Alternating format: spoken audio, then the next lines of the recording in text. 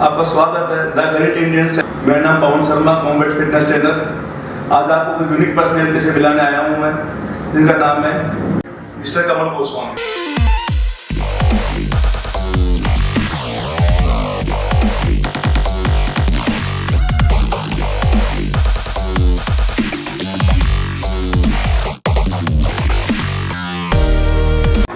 Hello कमल जी, great Indian channel में आपका स्वागत है। हम इंडिया के जितने भी मोस्ट इम्पोर्टेंट और जिन्होंने एथलीट हैं, जितने भी इसमें कुश्ती के प्लेयर भी आएंगे, एथलीट भी आएंगे, सभी तरह के जो भी हैं, जो इंडियंस हैं, जो 130 करोड़ लोगों में से यूनिक हैं बिल्कुल अपने लेवल पे, जिन्होंने गोल्ड किया है। जैसे आपने क्या क्या अचीवमेंट किया है, बताइए जरा एक बार। मैं बॉडी बिल्डिंग खेलता हूँ और मैंने 5 टाइम मिस्टर इंडिया में गोल्ड मेडल है और मेरे पास मिस्टर नॉर्थ इंडिया में गोल्ड मेडल है। मिस्टर नॉर्थ इंडिया में मैं ओवरऑल टाइटल में सेकंड फर्स्ट रनर था। उसके बाद में मिस्टर इंडिया में 2 टाइम गोल्ड मेडल है। उसके बाद मेरे पास शेर क्लासिक में बॉडी बिल्डिंग में गोल्ड मेडल है 2 बार और क्लासिक फिजिक में मेरे पास सिल्वर मेडल है दोनों। एक बार सिल्वर मेडल है, एक बार ब्रॉन्ज मेडल है। तो ये सारे मेरे अचीवमेंट्स हैं। अभी मैंने लेटेस्ट बॉडी बिल्डिंग खेला है शेर क्लासिक 2022 हुआ था दिल्ली के अंदर प्रगति मैदान में, उसमें मेरा गोल्ड मेडल आया था। तो आपको तो बहुत ज्यादा अचीवमेंट है कमल जी। अभी आप मुझे ये बताइए थोड़ा सा कि आपने अपनी जर्नी कहाँ से स्टार्ट करी? जर्नी तो बेसिकली जैसे सब बच्चे शौक होता है वर्कआउट करने का, एक्सरसाइज करने का, अच्छी हेल्थ अचीव करने का, वैसे ही मैं भी बस जिम जाता था, देखता था लोगों को, देख देख के हाँ भी कुछ करना है, थोड़ी अच्छी बॉडी। ऐसा कुछ नहीं था फर्स्ट डे से ही प्रोफेशनली जाना है, लेकिन जब करने लगे थोड़ा सा अच्छा रिजल्ट आने लगा तो जैसे आप हैं, सब लोग हैं, भाई लोग हैं, उन्होंने बोलना स्टार्ट किया गया तुम्हारी बॉडी अच्छी है, तुम आगे पार्टिसिपेट करो, गेम करो। फिर थोड़ा गेम की तरफ रुझान हुआ थोड़ा सा। अच्छा, किस एज में आपने शुरू कर दिया था बॉडी बिल्डिंग के प्रोसेस? अगर आप जिम की बात करें तो जिम तो मैंने 22-23 में स्टार्ट कर दिया था, वर्कआउट करना स्टार्ट कर दिया था। लेकिन आप जैसे आपको भी पता है कि स्पोर्ट्स को हमारे इंडिया में इतनी जल्दी घर से सपोर्ट नहीं मिलता। ऐसा नहीं है कि हम अपने घर में जाकर बोलेंगे मैं बॉडी बिल्डिंग करना चाहता हूँ, as a professional body building करना चाहता हूँ, तो हमारे घर वाले कहेंगे वाह बेटा बहुत अच्छा काम कर रहे हो, करो। कोई भी आपको सपोर्ट नहीं करेगा, जब तक नहीं करेगा तो हमको एक लेवल नहीं दिया है कि हाँ अब ये इतना पैसा अर्न कर लेता है कि अपनी लाइफस्टाइल को जी लेगा। तो उससे पहले तो ऐसे ही होता था कि बस कभी कोई छोटे मोटे कॉम्पिटिशन होते थे, वो खेल लिए, लेकिन आज खेल लिया उसका कब खेलेंगे कुछ नहीं पता था। लेकिन मैंने आफ्टर मैरिज अपनी 27 में मेरी मैरिज 27 ईयर्स का था मेरी मैरिज हुई थी। 28-29 में मैंने डिसीजन ले लिया था कि मैं प्रोफेशनल बॉडी बिल्डिंग करूँगा, प्रॉपर। जिस एज में आके लोग शादी करने के बाद बॉडी बिल्डिंग या वर्कआउट करना या जिम करना छोड़ देते हैं, आपने उसके बाद शादी के भी बाद शुरू किया कि भाई मैरिज हो गई है, सेट हो गया सब कुछ, तो मैं शुरू करता हूँ बॉडी बिल्डिंग करना। एक्चुअली पैशन दबता नहीं है ना, थोड़े थोड़े देर नुकसान मारता है कहीं ना कहीं, तो दिमाग में था कीड़ा की बॉडी बिल्डिंग करनी है। तो मैंने अपना जो पहला अच्छे से जो प्रिपरेशन करी थी वो मैंने त्यागराज के अंदर एक कॉन्टेस्ट था, वो बिस्लरी वालों में करवाया था और उसका नाम था 6 पैक इंडिया अवार्ड था उसका नाम, और काफ़ी अच्छा कॉन्टेस्ट था। उसमें मिस्टर खलीफ, साहिल खान और काफ़ी बड़े बड़े लोग आए थे। कब की बात होगी? ये थी 2012 या 2013 आसपास की बात होगी, तो 13 या 14 के आसपास की बात होगी। तो मैंने तब वो कॉन्टेस्ट खेला था और मेरा पहले ही कॉम्पिटिशन के अंदर दोनों में गोल्ड मेडल आया था। 6 पैक जो उस टाइम में मैन फिजिक नहीं था इंडिया के अंदर, उसको 6 पैक अवार्ड के नाम से कॉन्टेस्ट कराया गया था। वो मैन फिजिक ही था एक तरीके से, लेकिन ऐसे कैटेगरी नहीं होती थी मैन फिजिक की कोई, सिर्फ body building and classic body building होती थी। तो 6 पैक एट फर्स्ट टाइम हुआ था, उसमें ही मेरा गोल्ड मेडल आया था 6 पैक आउट में, और देन उसके बाद मेरा बॉडी बिल्डिंग में गोल्ड मेडल आया था और उसमें मैंने ओवरऑल भी टाइटल मारा। पहले ही कॉम्पिटिशन में आपको ऐसे अचीवमेंट्स मिल जाए तो आपका थोड़ा लेवल थोड़ा हाई हो जाता है ना, कॉन्फिडेंस लेवल बढ़ जाता है। तो फिर उसके बाद मैंने सोचा कि नहीं अब मैं प्रोफेशनल। अच्छा, और अपनी दिनचर्या आपने, आप तो कहते हैं बिजी शेड्यूल है, शादी के बाद तो क्या है कि वाइफ को भी टाइम देना पड़ता है, घर को भी टाइम देना पड़ता है, उसके अलावा आपका इनकम सोर्स क्या रहा उस टाइम जब आपने कंपटीशन किया है? क्या घर वालों ने कितना सपोर्ट किया? सर इनकम सोर्स का क्या है कि मेरा खुद का एक स्टोर है, सप्लीमेंट स्टोर है, तो मैं इस लाइन में तो था ही, मैं स्टोर भी चला ही रहा था। तो मेरे को ये शौक था कि मैं बॉडी बिल्डिंग करनी है। फिर मुझे ये भी था कि अगर मैं अच्छी अचीवमेंट में जाऊँगा तो मेरे बिजनेस को ऑब्वियसली अपने आप इंप्रूवमेंट आएगी। तो फिर घर वालों को बताया मैंने ऐसे किया, मैं अगर इसी लाइन में जाऊँगा और मैं कुछ करूँगा अच्छा करूँगा तो लोग मुझसे और जुड़ेंगे। तो उन्होंने भी सपोर्ट करा कि नहीं करो यार, अच्छी बात है। फिर धीरे धीरे जब वो हर चीज़ के लिए टाइम निकल जाता है, फैमिली के लिए, बच्चों के लिए भी थोड़ा थोड़ा निकालना पड़ता है। अच्छा गोस्वामी जी, इस पूरे जो चलता रहा टाइम, आप बढ़ते रहे आगे, बढ़ते रहे, कभी आपको ऐसा लगा कि मेरा एक पीक आ गया और मैं नहीं कर पाऊंगा, या कभी कोई इंजरी का कोई ऐसा हुआ हो कि मुझे इंजरी हो गई? स्पोर्ट्स में मेरा मानना तो ये है कि अगर आप एक स्पोर्ट्समैन और आपको इंजरी नहीं होती तो आपने अपना बेस्ट नहीं दिया आज तक कभी, क्योंकि अगर आप अपना बेस्ट देने की कोशिश करोगे तो आपको चोट लगेगी, फर्स्ट टाइम में नहीं तो सेकंड टाइम में। क्योंकि कभी भी आप किसी चीज़ को पहली बार में प्रयास करें, जैसे मैं अपनी स्क्वाट बढ़ाने की कोशिश करूँगा या कुछ भी बढ़ाने की कोशिश करूँगा, तो मेरे को एक बार इंजरी हो भी सकती है। मेरे को हुई थी इंजरी, मेरा लिगामेंट्स ब्रेक हो गया था। फिर मैं अपने गुरुजी के पास गया, उनसे मैंने पूछा, फिर उन्होंने मुझे सपोर्ट करा, उन्होंने डॉक्टर का नाम बताया, मेरे को तो एक डॉक्टर ने ऑपरेट भी बता दिया था कि इसको ऑपरेट कराना है। फिर मेरे गुरुजी ने मना कर दिया। मैं डॉक्टर सोमदेव प्रैक्टिस करता हूँ, डे 1 से वीकेंडर हूँ, मतलब मैं डंबल मारना भी वहीं से स्टार्ट किया था, उन्हीं ने सिखाया था, और आज भी वीकेंडर हूँ। तो ये मैं अपने बहुत बड़ी उपलब्धि मानता हूँ कि मेरे ऊपर एक बहुत ही इंडिया के रेप्यूटेड बंदे का हाथ है, जो इस लाइन के मतलब आप कह सकते हो गॉडफादर है। उनसे ज़्यादा नॉलेज शायद ही किसी को नहीं होगी। वो डॉक्टर भी हैं, साइंस की डॉक्टर सोम को तो शायद दुनिया ही जानती है, उसने आप देख बस उन्हीं का मेरे को देखा, मेरी गुरुजी का हाथ था शुरू से। तो जो शुरू में ऐसे कुछ इंजरी आई भी तो गुरुजी ने बहुत हेल्प करी, बताया किस तरीके से कैसे करना है बेटा, कैसे इसको रिकवर करना है। डॉक्टर्स भी रिकमेंड करे उन्होंने कि इन्हीं के पास जाना है, इनके अलावा कहीं नहीं जाना। क्योंकि मैं पहले खुद ही अपने आप से आपने किसी भी भाई ने बताया इसको दिखा लो उसको दिखा लो, तो उन्होंने तो डायरेक्ट बोल दिया था ऑपरेट करा दो। फिर गुरुजी ने बताया कि नहीं यहाँ दिखाना है, वहाँ गया, फिर उनको शायद गुरुजी के नॉन में थे तो उनको गुरुजी ने बताया। फिर उन्होंने मेरे को दवाई से थोड़ी प्रैक्टिस करा दी, उससे ठीक करा मेरे को काफ़ी। तो मैं उस टाइम पे 6-7 महीने तो मुझे भी एक बार ऐसा लगा कि यार शायद कॉन्टैक्ट ना हो पाए वापस, लेकिन ठीक है कर गया। धीरे धीरे रिकवरी हुई, आपका रिकवरी प्रोसेस चला और आपने वापस से स्टेज पे आ गए।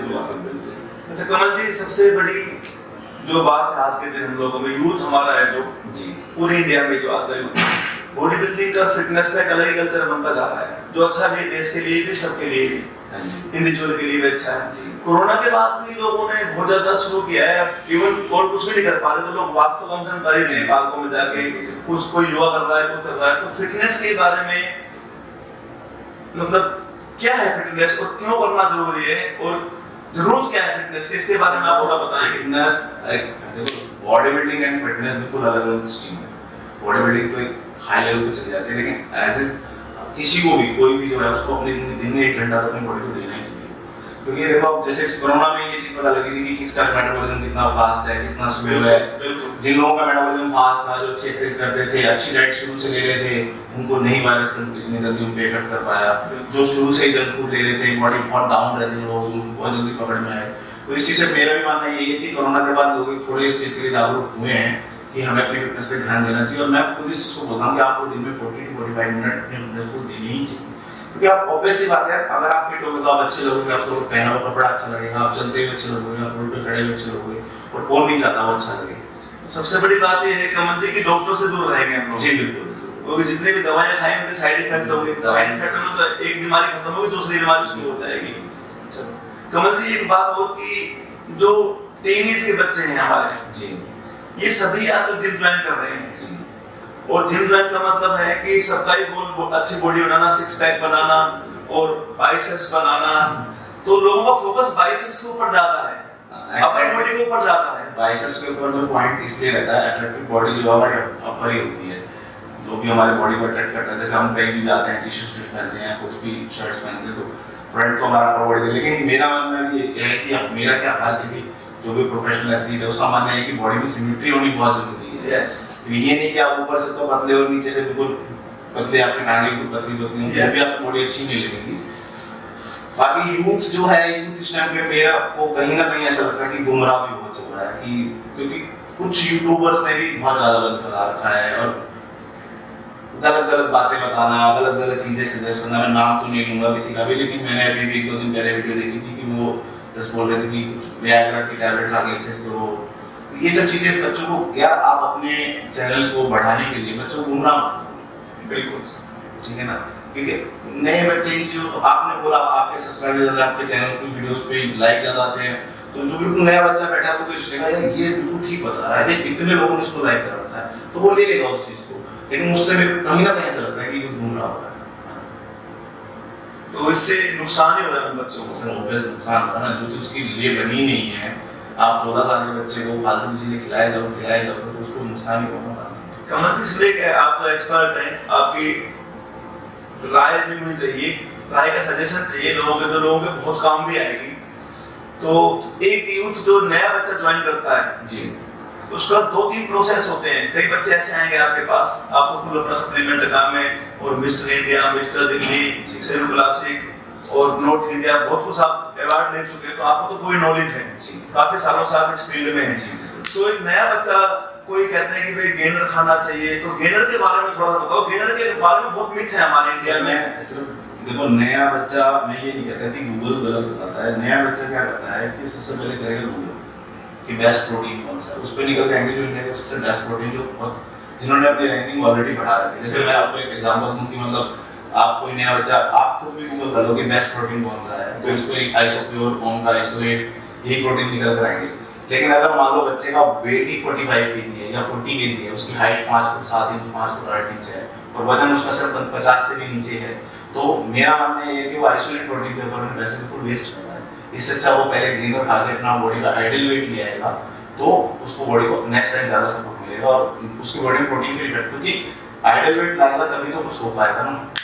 और ये तो बेफालतू की मिथ है कि गेनर खाने से गाल मोटे हो जाएंगे या गेनर खाने से आपका पेट बाहर आ जाएगा, वो तब होगा जब आपकी डाइट खराब है, आपका ऑलरेडी आपका बॉडी में फैट ज़्यादा है, तब आप गेनर खा रहे हो। कोई लड़का ही 5 फुट का 90 किलो का वजन उसका ऑलरेडी है, तो वो तो गेनर नहीं खा सकता ना। लेकिन कोई लड़का का हाइट 5 फुट 6 इंच 7 इंच है, उसका वजन ही सिर्फ 40 किलो है, तो उसके लिए तो है ही ना गेनर कैसे। तो सबसे पहले आपको खुद का दिमाग तो लगाओ, अच्छी बात है गूगल कर रहे हो, लेकिन किसी एक्सपर्ट की सलाह भी ले लेनी चाहिए, बहुत जरूरी है। भाई यार ये मैं चीज ठीक ले गया हूं कि नहीं कर। उसके बाद फिर क्या होता है, फिर वो उस जगह पे या उस बंदे पे शक करेगा। जैसे मान लो आपने 13,000 रुपए की बकेट खरीद ली आइसोप्योर की, आपके लिए वो है ही नहीं, आपने यूज करी, आपको रिजल्ट भी नहीं आया, क्योंकि वो आपके लिए चीज बनी ही नहीं। वो आइसोप्योर प्रोटीन बनाया जिसने वेट रिड्यूस करना है, बहुत प्रोफेशनल एडवांस यूजर है जो बिल्कुल एडवांस लड़के हैं उनके लिए बनाया। अब आपको रिजल्ट नहीं आया, आप क्या सोचोगे चीज नकली है, इसने वो नकली है, आप दुकानदार को बिगा लोगे और 4 लोगों को बताओ, लेकिन आप अपने को भी नहीं निकालोगे कभी भी कि यार मैंने वो चीज ही नहीं ली जो मेरे लिए बनी थी। बिल्कुल। तो मैंने अभी तक, मैं इतने सालों से लाइन में हूँ, मैं जिम में बहुत लोगों से बातें करता हूँ, तो मैंने क्या देखा कि लोग आप एक्सपर्ट से बात करने से ज्यादा अपनी नॉलेज ज्यादा लगाते हैं, खुद ही डॉक्टर या खुद ही एक्सपर्ट बन जाते हैं कि हमें खुद पता है, गूगल कर लेंगे। यार गूगल ठीक बता रहा है, क्योंकि तुमने से जो पूछा वो बता रहा है, तुमने ये तो नहीं दिखाना कि मेरा 40 kg वेट है, अब मुझे क्या लेना चाहिए। बिल्कुल, यानी कि पूछने का तरीका ही गलत है और गलत जगह पे गलत चीजें पूछ रहे हैं। अच्छा, एक बात और था, ये तो लोग गेनर का आपने बता दिया, यूथ के बहुत काम आएंगी चीजें कि गेनर कैसे लेना है, कब लेना है, किस टाइप का लेना है, वो सब कमल भाई बता चुके हैं हमें। और आइसोप्योर आइसोलेट मसल्स के लिए कब चाहिए प्रोटीन, ऐसा नहीं कि आप 40 किलो का आप आइसोलेट प्रोटीन खा लो, आप उस टाइम वेट बढ़ाने की, मसल्स मास बढ़ाने की जरूरत है। कमल जी, एक बात हो रहा है कि अभी बहुत सारी लड़कियां हैं जो जिम ज्वाइन कर लेती हैं और वेट लॉस के लिए एकदम से फैट कटर, फैट बर्नर, पता नहीं क्या क्या चीजें चली हुई है मार्केट में, जिससे कि उनको कुछ ना कुछ। के लिए एक चीज बोलूंगा, गर्ल्स को तो मैंने ट्रेनर्स को भी देखा है कि गर्ल्स को बहुत ज्यादा गुमराह किया जाता है, उनको बहुत ज्यादा नॉलेज से बिल्कुल अलग सी चीजें दे दी जाती हैं जो उनके लिए आगे तक, क्योंकि देखो हम मेल बॉडी और फीमेल बॉडी में बहुत फर्क है, ठीक है, उनके साथ वैसे ही मेडिकल इशू रहते हैं, ठीक है। गर्ल्स को कभी भी एक तो जो भी चीज लेनी चाहिए वो प्रॉपर कोई ये चीज देख के लेनी चाहिए कि पहले उनको कोई भी चीज लेने से पहले डॉक्टर से सलाह कर लेनी चाहिए, क्योंकि मोस्टली गर्ल्स को क्या होता है कि अगर आप कुछ भी ऊपर नीचे ले लोगे तो उनके जो है मेंसेस हार्मोनल चेंज इमीडिएटली हो जाते हैं गर्ल्स के, या उनको और भी मेडिकल इश्यूज जो उनके होते हैं वो उनको हो सकते हैं। बिल्कुल। तो मेरा मानना ये है कि आप गर्ल्स को अगर कोई भी चीज दे रहे हो तो आपको खुद को पूरी नॉलेज देनी चाहिए कि उसको देना क्या है, क्योंकि आजकल मैं क्या देखता हूँ कि सिर्फ फैट बर्नर की बात नहीं है, कैलाइन विड्रॉल, लेसिक्स, उसको सिर्फ रिजल्ट दिखाने के लिए, अरे भाई तुम क्या कर रहे हो यार, इन चीजों की जरूरत ही नहीं है, उसकी जिंदगी से खेल रहे हो, लेकिन वो भी खुश हो रही है कि मेरा तो वेट डाउन जा रहा है। आपको पता है वो वेट क्यों डाउन जा रहा है, जिस दिन आप छोड़ोगे आप दोबारा गेन कर जाओगे, दोबारा नहीं, क्योंकि ये चीजें परमानेंट नहीं है। ये आप जो वाटर आउट टैबलेट्स खा रहे हो ये परमानेंट नहीं है, ये टेम्परेरी जुगाड़ है। ये कोई भी अगर ये चीजें बनी है या कोई प्रोफेशनल एथलीट इसको यूज करता भी है तो वो उसको टेम्परेरी यूज करता है, परमानेंट यूज नहीं करता उसको कभी भी। आप क्लाइन विड्रॉल ले रहे हो या कोई भी सॉल्ट्स ले रहे हो या मेडिकल से जाके आप लेसिक्स वगैरह या कोई भी वाटर आउट टैबलेट दिलवा देते हैं, वो अच्छा ट्रेनर वो रखते हैं अपने पास है जैसे वो ट्रेडमिल पे चढ़ेगी उसके हाथ में यूं चल खा ले, और वो बंदी बड़ी खुश होती है मेरा 15-20 दिन में इतना वेट कम चला गया। लेकिन फुटबॉल में जैसे कि मैंने जिम छोड़ा मेरा डबल गेन होता है, वो तो होना ही है ना, क्योंकि आप जो चीज ले रहे हो वो परमानेंट सॉल्यूशन है ही नहीं, वो टेम्परेरी सॉल्यूशन है, सिर्फ आपको दिखाने के लिए, और वो कब तक ले लोगे, लाइफ टाइम तो नहीं ले सकते ना चीजों के, तो अंदर से कुछ हार्मोन्स या सब कुछ ही डिसबैलेंस कर देगा वो। उसी वजह से काफी प्रॉब्लम भी आ रखी है, आती हैं गर्ल्स को, बहुत ज़्यादा प्रॉब्लम्स आती हैं। मेरे पास बहुत लड़कियां अपने इस तरह की प्रॉब्लम्स लेके आ चुकी हैं जिनको ऐसी प्रॉब्लम्स आ रही हैं क्योंकि 7-8 महीने से प्रॉब्लम्स में हैं, फेस कर रही हैं। और फिर जब मैंने उनसे पूछा या मैंने मतलब मैं तो ऐसी गर्ल्स से मिल चुका हूँ जो इंजेक्टेबल तक ले रही हैं वेट रिड्यूस करने के लिए, मतलब वो इंजेक्टेबल जो मेल बॉडी बिल्डर्स के लिए बने हैं, और फिर उनको हार्मोन्स प्रॉब्लम हो रही है, उनको बाल आ रहे हैं या उनके आवाज में चेंजेस आ रहे हैं। देखो प्रोफेशनल एथलीट्स लेती हैं, लड़कियां लेती हैं क्योंकि उनका गोल है, उनका टारगेट है कि उन्होंने इंडिया को रिप्रेजेंट करना है, या उन्होंने अपनी गेम चुनी है। आपने अगर नॉर्मल फिट अपनी लाइफ जीनी है तो आप इन सब चीजों से क्यों बेफालतू में स्थिति में जा रहे हो? वर्किंग गर्ल्स है, मेरा मानना ये है चाहे आपने वेट रिड्यूस करना हो, चाहे अपने वेट गेन करना हो, चाहे अपने फिटनेस अपनी अचीव करनी हो, सबसे पहले जो है ना 90% जो डाइट है वो आपके घर के किचन में अवेलेबल है, राइट, ठीक है, बाहर कुछ ऐसा नहीं नया नहीं बनने वाला, ठीक है ना।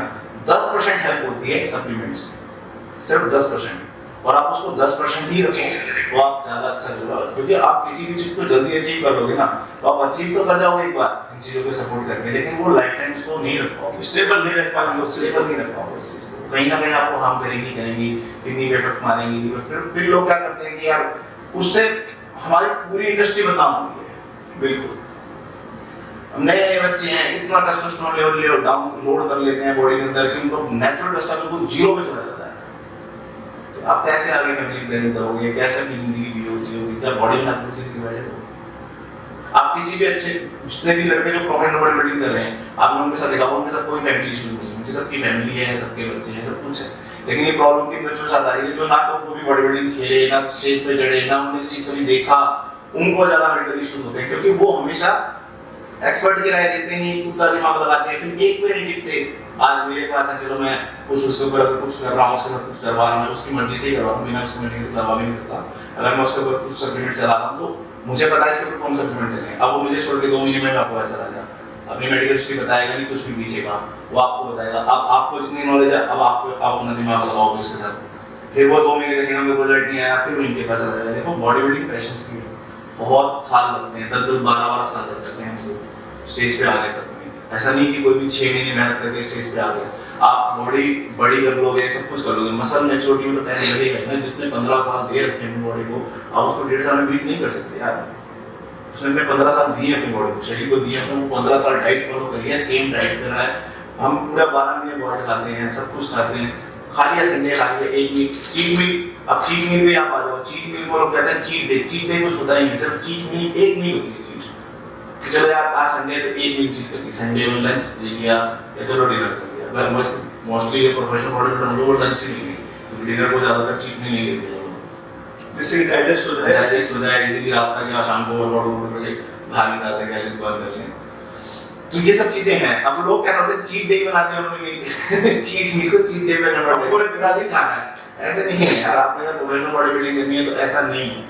कोई भी जो अच्छा बॉडी बिल्डर है, देखो 2 तरीके के बॉडी बिल्डर लोग हैं बॉडी बिल्डिंग में भी। एक इस तरह के बॉडी बिल्डर जो 2 साल तो आपको अच्छे दिखेंगे, फिर दिखेंगे ही नहीं, कहाँ गए उनका कोई पता ही नहीं। बहुत से हाँ कि आप देखोगे एक लड़का था वो बहुत अच्छा था, लेकिन वो नहीं दिख रहा। आप बाद में से बात करोगे यार मेरे को मेडिकल इशू हो गए थे, मेरे को किडनी बैठ गई थी, मेरे को लीवर बैठ। लेकिन जो लड़के आप जिस तरह से मैं हूँ, मैं पिछले 13-14 साल से कंटिन्यू बॉडी बिल्डिंग कर रहा हूँ, ठीक है। और भी बहुत हैं, रामनिवास भैया हैं, वीरेंद्र भाई साहब हैं, ठीक है, हमारे गुरुजी सोम जी हैं, ठीक है, और भी बहुत लोग हैं इस इंडस्ट्री में जो अच्छे लेवल बॉडी बिल्डिंग कर रहे हैं और कई सालों से हैं, मतलब अभी भी वो स्टेबल ऐसे ही दिख रहे हैं। तो यार वो अपने आप को मेंटेन करते हैं, हर चीज को उनका प्रोटोकॉल है, उसकी भी लाइफ जी रहे हैं।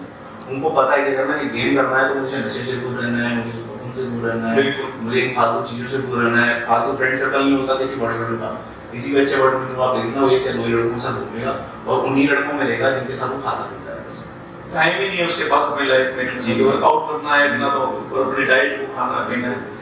डाइट के बारे में आपको बताऊं मुझे थोड़ा सा कि एक बिल्कुल नया यूजर आया है आपके पास, उसको क्या क्या खाना, मतलब क्या घर में ही रसोई में ही, मान लो कि 45 किलो का लड़का है और 16 साल का है, एक तो मुझे ये बताइए कि किस उम्र से हम वेट ट्रेनिंग स्टार्ट कर सकते हैं? सर वेट ट्रेनिंग की एज देखो, अगर आपकी हाइट ठीक है तो आप वेट ट्रेनिंग 15-16 साल में ठीक कर सकते हो, ठीक है।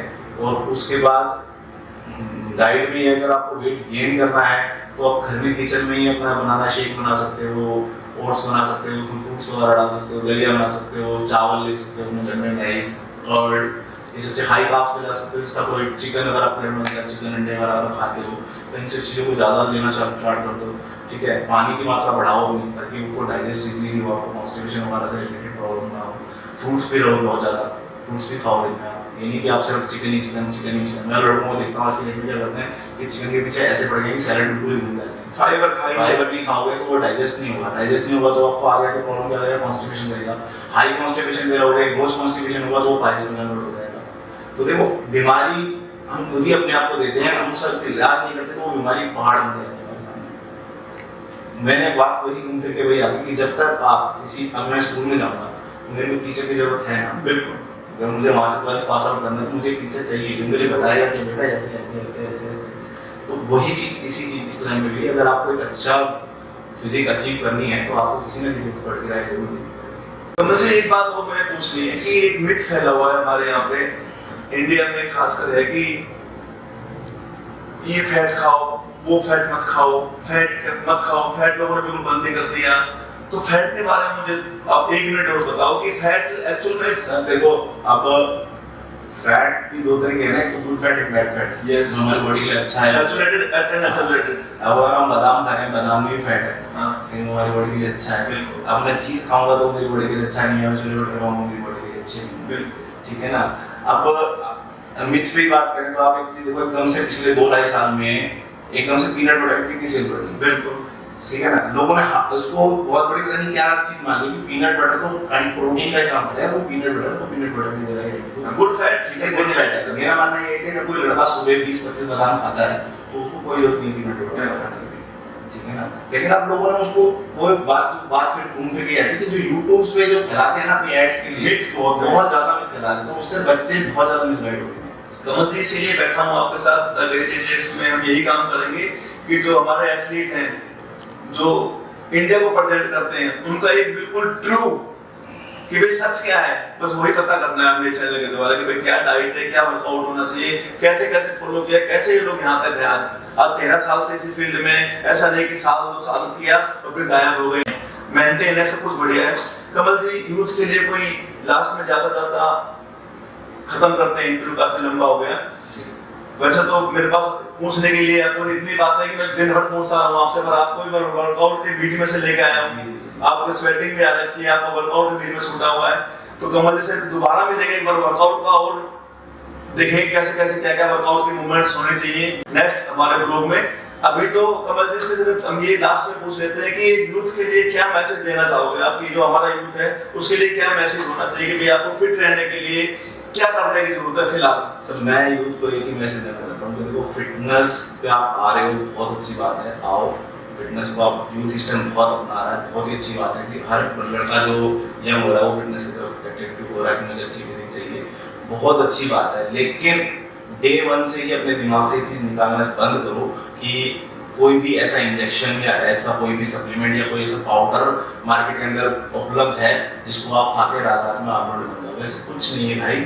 आपको डाइट घर की फॉलो करनी है, और इवन शुरू में मेरा मानना तो ये है कि अगर आपने जिम स्टार्ट करा तो शुरू में 1-2 महीने प्रोटीन वगैरह की तरफ मत जाओ, जबकि मेरा खुद सप्लीमेंट का बिजनेस है, फिर भी मैं आपको एक बात बता रहा हूँ बिल्कुल कि शुरू में 1-2 महीने आप प्रोटीन वगैरह की मत जाओ, घर से डाइट लो, घर से डाइट गेन करो, अपने घर से नेचुरल डाइट लो, ताकि आप, क्योंकि घर में भी ऐसे प्रोटीन के बहुत सोर्स हैं, पहले आप उनको डाइजेस्ट करना सीखो।